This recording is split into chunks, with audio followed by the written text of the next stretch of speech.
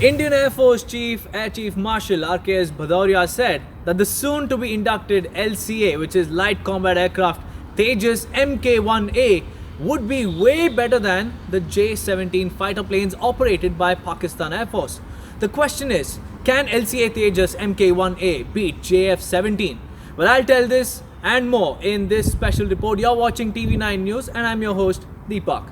Prime Minister Narendra Modi on January 13th approved a 48,000 crore rupees proposal to buy 83 advanced jets to bolster IAF's combat capabilities.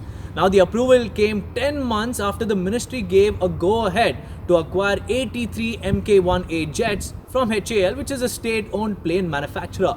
So, the aircraft to be ordered include 73 Mk-1A fighter jets and 10 LCA Mk-1 trainer aircraft. Now, these supersonic beasts will be inducted 3 years after the deal is signed, and these jets are also manufactured. So, these Steelbirds will come with additional improvements over the FOC aircraft, making it the most advanced variant of Tejas so far. And the Chief of Air Staff, Rakesh Singh Bhadauria, also made a comparison between JF-17 and LCA Tejas Mk-1A, claiming that the latter would undoubtedly defeat PAF's iconic aircraft. So that brings us to the question, who is the better guardian of the skies, and what's the difference between LCA Mk-1 and the latest Mk-1A? So to get answers to these important questions, I spoke to retired Air Marshal B.K. Murli, and here is what he had to say. What are the features of both the planes if we have to pit them against each other? Actually, LCA Tejas Mk-1A, the contract is yet to be signed, and it is expected to be signed during the Aero India in the month of February this year. Mm-hmm. But notwithstanding the fact that the contract for 83 aircraft will be signed, this aircraft is yet to actually take to the Indian skies. Right now, we have only LCA Mk-1, which for which the final operational clearance was granted in February 2019. Actually, the kind of weaponry that we want, Tejas to carry, or a load of, weapons that we want the Tejas to carry, right now it's on the drawing board. We do not have the Derby missiles. That is the beyond visual range missiles. We do not have the Astra beyond visual range missiles. We have not done any trials so far. And we have asked for a ASAR radar, that is a fire control radar, which can track and lock onto multiple targets, which doesn't exist. Air-to-air refueling facility, which is yet to come up. Then electronic warfare suite, which is yet to come up. So, LCA Mk-1A today is on the drawing board. So, as per the information that was given by Rajnath Singh on the 14th of Jan when he came here for the Armed Forces Veterans Day at Headquarters Training Command, Bangalore. This aircraft, the prototype is expected to fly in 2022. The very first squadron is expected to be inducted into the Indian Air Force in 2025. The statement given by Chief of the Air Staff, this contention is perhaps the features of the LCA Mk-1A which Indian Air Force wants is definitely something which is far superior to the existing JF-17 Thunder of the Chinese Air Force as well as the Pakistan Air Force. Also, Marshal, now what is the key differences between Tejas Mk-1 and Mk-1A? You see, Tejas Mk-1, the final operational clearance was granted in 2019 February during the Aero India, just before the Aero India.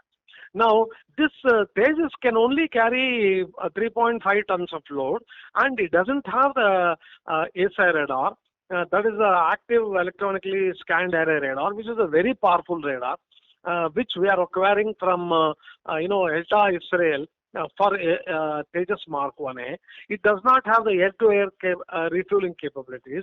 It does not have the self-protection suites or the electronic warfare suites, which actually comes in three parts. That is the offensive jamming, the intelligence gathering, as well as the self-protection SPS.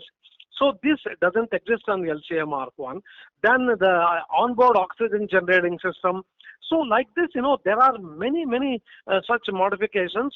which probably will come into LCA Mark-1A during the development.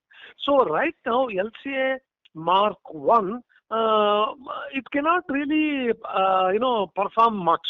And during this recent standoff with China, we inducted LCA Mark-1 at Leh, and we flew that aircraft in the East Ladakh skies.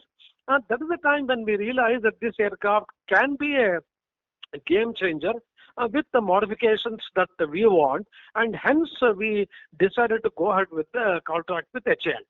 And now LCA Mark-1 per se is not a very powerful platform. It is a very basic platform, and the build-up is yet to take place. Remember, the beyond visual range weaponry of Derby missiles, which has got a range of 180 kilometers, is yet to be tried. Astra missile is yet to be tried. In fact, Astra has just now been operationalized by DRDO. It is yet to be fitted on Tejas and tried. So, and the rocket pods, Hydra 70 rocket pods are yet to be tried. So, all these things will probably make LCA Mark-1A, when it is finally arrives, a very potent platform. But right now, LCA Mark-1, I'm afraid, cannot do much. So, Air Marshal, one last question. Once the first squadron is out in 2025, what is your take on JF-17, the existing version, versus Tejas Mk-1A? Yeah, who would dominate the skies? Definitely, we will be able to take on JF-17 without any problem.